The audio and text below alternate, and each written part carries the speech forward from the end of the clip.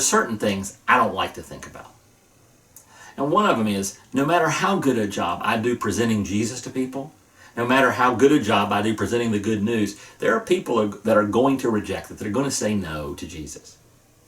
And 2 Thessalonians chapter 2, verse 10 says, they perish because they refuse to love the truth and so be saved. Ultimately, no matter how attractive I make it, and whether or not other Christians are making it unattractive or attractive, people tend to like darkness more than they like the light. They like error more than truth.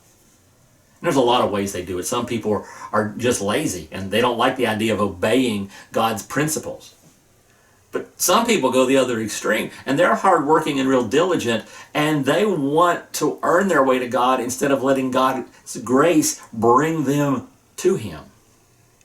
Some people think they are smarter than God, and they've got this intellectual way of loving God, of loving their ideas, their knowledge, more than truth, more than God's truth.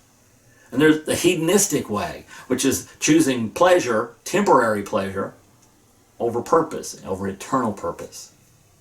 Well, whatever way we invent, whatever people invent, we strongly lean toward rejecting God's reality and substituting our own.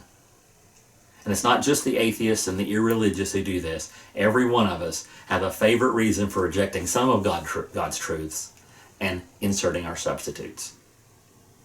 Today, as you're praying, as I'm praying, I got an idea.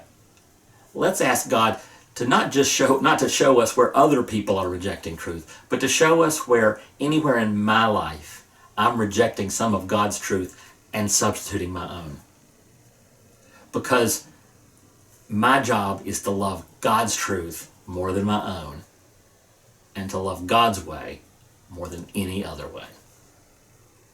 And that's today's Jumpstart.